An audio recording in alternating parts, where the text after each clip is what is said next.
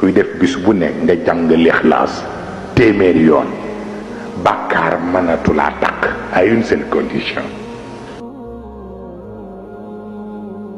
nee na bi ci def mooy suuratul Waaqia waaw nee na kuy def guddi gune nga jàng ko doo gis ci àdduna mukk lu la jaaxal wala lu la jommal du am.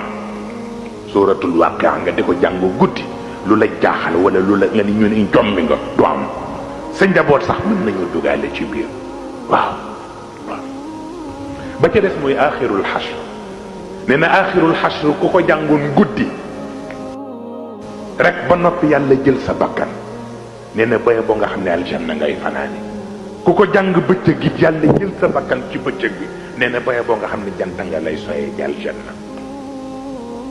mooy lii leen waxoon léegi law anzalna hada alquran ala jabalin la raaytahu xaashian mutasaddian min xashyati llah wa tilka al amthalu nadribuha linnaasi laallahum yatafakkarun huwa allahu alladi la ilaha illa huwa alimu alghaybi walshahada huwa arrahmanu arrahim هو الله الذي لا إله إلا هو الملك القدوس السلام المؤمن المهيمن العزيز الجبار المتكبر سبحان الله عما يشركون هو الله الخالق البارئ المصور له الأسماء الحسنى يسبح له ما في السماوات والأرض وهو العزيز الحكيم mais bala mumkin am puissance nga boole koog cheikh parce que ayatul kursi mooy cheikh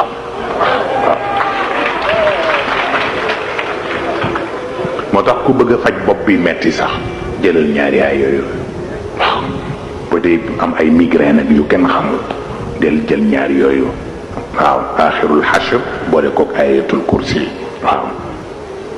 nee na ak inna anzalnahu fi laylatil qadr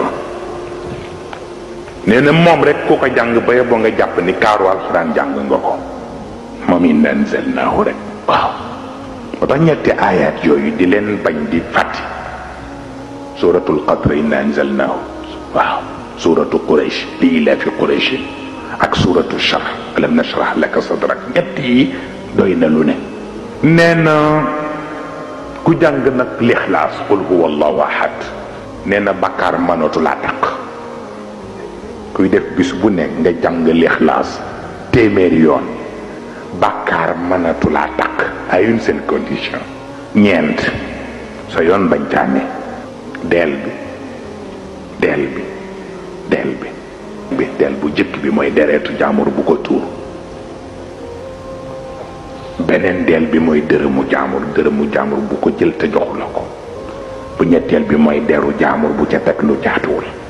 ne ku ñett yi ku ko sauvegarde ba noppi ak yi yàlla araamal yi mel ni sàngara mooy bu ñeenteel bi nee na boo ko wattoo tey def l'Ikhlaas téeméer bu ne bëccëg nee na bakkaar mënatu laa takk fenn.